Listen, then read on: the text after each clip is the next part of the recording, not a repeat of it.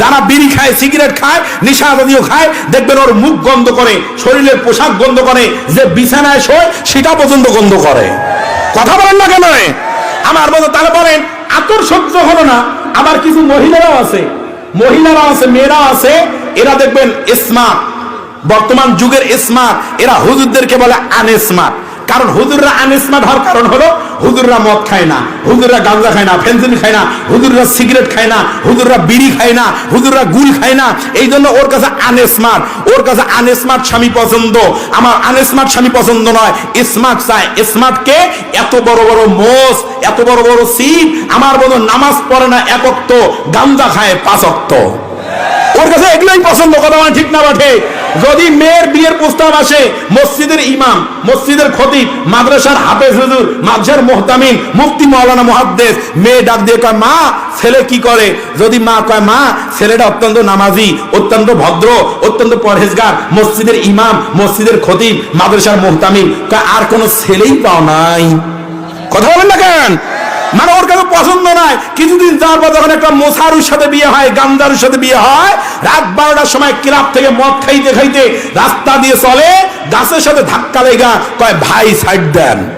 কথা বলেন না কেন? বাড়িতে গিয়ে স্ত্রীকে ডাক দেয় মা দরজা খুল।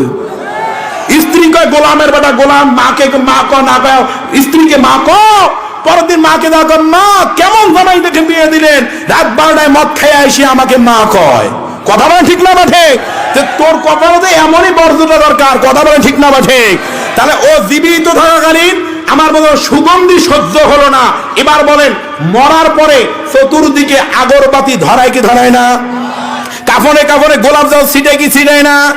নাকের মধ্যে আতর, থুতার মধ্যে আতর, কপালে আতর, দুই কনুইতে আতর, সব জায়গায় আতর লাগায়। তাহলে এটা জীবিত থাকাকালীন আমার মধ্যে সুগন্ধের বিরোধিতা করলো, আমার মধ্যে আতরের বিরোধিতা করলো।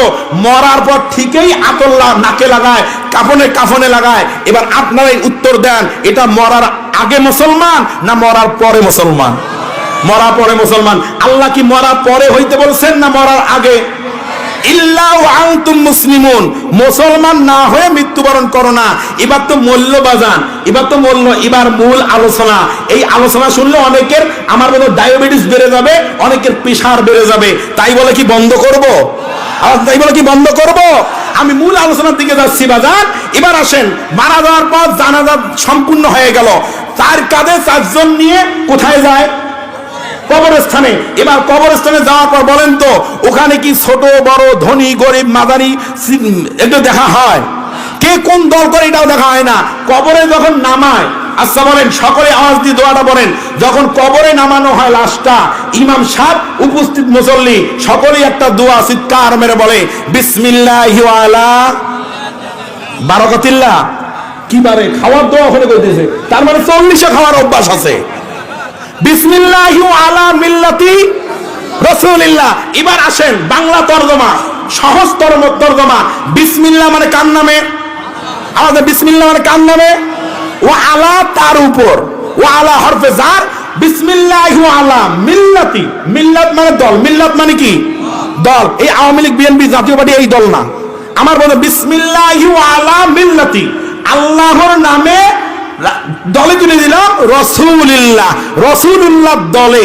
তাহলে রাসূলুল্লাহ দলে তুলে দিলেন, যেহেতু এখানে দলের কথা আছে এই জন্য আমি দল দিয়েই উদাহরণ দেই, কষ্ট হবে। আমি প্রথমেই বলেছি আমার আলোচনায় নেগেটিভ গন্ধ খুঁজবেন না, রাজনৈতিক গন্ধ খুঁজবেন না। যেহেতু এখানে বলা আছে বিসমিল্লাহি আলা মিল্লাতি রাসূলিল্লাহ, আল্লাহর নামে রসুলের দলে তুলে দিলাম। এখন আপনার আমার লাশটা আমার রসুল তার দলে নিবে কি না এটা জানার জন্য একটা এই উদাহরণটা দিচ্ছি। রাজনৈতিক ব্যক্তিবর্গ থাকলে কখনো মাইন্ডে নেবেন না, আমি শুধু বোঝানোর জন্য এক্সাম্পলটা দিচ্ছি। ওখানে যেহেতু রাসূলের দলের কথা আছে, রাসূলের দলে তুলে দিলাম। এবার আসেন, আমাদের সমাজে দল আছে না নাই? আওয়ামী লীগ, বিএনপি, জাতীয় পার্টি, জামাত, চরমনাই, শর্ষিনা, মাছ ভান্ডারী, আটরশি, ফুলেশ্বরী, দেওয়ানবাগ, শাহবাগ, কুতুরবাগ, রাজারবাগ, আমার বলো কত শত দল। কথা বলেন ঠিক না বা ঠিক? আচ্ছা এবার বলেন এবার বলেন, যেহেতু দলে কথা আছে, উদাহরণটা দিচ্ছে এই জন্য, কাউকে আঘাত দেওয়ার জন্য নয়। যেই ভাইয়েরা আমরা আওয়ামী লীগের রাজনীতি করি, ওদের মুখে বঙ্গবন্ধু শেখ মুজিবুর রহমানের গুণগান, মাননীয় প্রধানমন্ত্রী শেখ হাসিনার গুণগান, সজীব ওয়াজেদ জয়ের গুণগান। আচ্ছা বলেন, সারা জীবন এই ভাইটা আওয়ামী লীগের রাজনীতি করলো, মৃত্যুবরণ করলো, করার পর এখন যদি কোনো আওয়ামী লীগের ভাইয়েরা এই লাশটা বিএনপির অফিসে নিয়ে গিয়ে বলে, ভাই তোমাদের দলের নিয়ম অনুযায়ী এর দাফন কাফন করো, আচ্ছা বলেন, বিএনপির কোন বোকা মানুষ এই লাশটা নিবে? বলবে কি, সারা জীবন আমাদের দলের বিরোধিতা করলো, সে সারা জীবন তোমাদের রাজনীতি করলো, জীবিত থাকাকালীন ওর কোনো কাজ আমাদের দলের জন্য হয় নাই, তোর মরা লাশটা নিয়ে আমরা করবোটা কি? কথা বলেন না কেন? এবার বলেন, এবার আসেন, যে লোকটা বিএনপি করে তার মুখে তারেক জিয়ার গুণগান, খালেদা জিয়ার গুণগান, শহীদ জিয়ার গুণগান।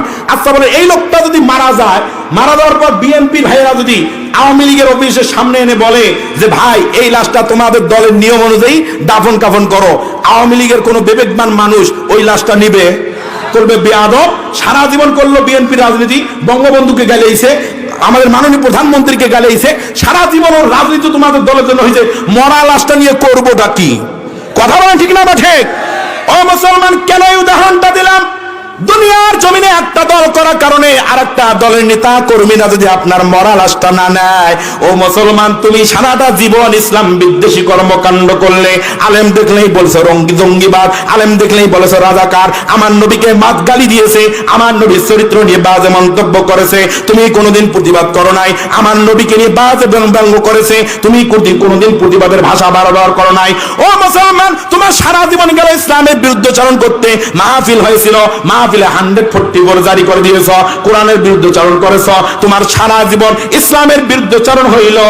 আর বিসমিল্লাহি আলা মিল্লাতি রাসূলিল্লাহ মরার পর তুমি বলতেছ রাসূলের দলে তুলে দিলাম, আমার নবীও ডাক দিয়ে বলবে ওরে ব্যাক্কেল, ওর সারা জীবন ইসলামের কোনো কাজে লাগে নাই, এখন ওর মরা লাশটা নিয়ে আমার দলে করবোটা কি? কথা বলেন ঠিক না? ঠিক। এমন লোক আছে না নাই? আমার বলে বুঝলে বুঝপাতা, না বুঝলে কিছু কথা হবে অ্যাঙ্গেলে, আর কিছু কথা হবে প্যান্ডেলে। বুঝে নিবেন আমার বন্ধুগণ, এই সমস্ত বুঝ যদি না থাকে, কোরআনের মাহফিল শোনা সম্পূর্ণ বৃথা। আওয়াজ দিয়ে বলেন ঠিক না? ঠিক। তাহলে ইল্লা ওয়া আনতুম মুসলিমুন, আমরা মুসলমান হয়ে মরতে চাই না মরার পরে মুসলমান হতে চাই? মুসলমান হয়ে কারা কারা মরতে চান? লিল্লাহি তাকবীর, লিল্লাহি তাকবীর, লিল্লাহি তাকবীর। আল কোরআনের আলো, আল হাদিসের আলো, আলেম ওলামা যেখানে, মদ জুয়া যেখানে, মদ জুয়া যেখানে, লিল্লাহি তাকবীর। হাত নামান। তাহলে আমরা মুসলমান হয়ে মৃত্যুবরণ করতে চাই, আল্লাহ কবুল করবেন, আল্লাহুম্মা আমিন। এবার আসেন, কবরে যাওয়ার পর সওয়াল জবাব আছে না নাই? আওয়াজের সওয়াল জবাব আছে না নাই? কবরের আযাব আছে না নাই? মৃত্যু যন্ত্রণা আছে না নাই? আমার বন্ধুগণ, আমার আলোচনা বিষয় হলো যে সকল 6 শ্রেণীর লোকের কবরের আযাব হবে না, তারা কবরে ভিআইপি মেহমান হবে 6 শ্রেণীর লোক।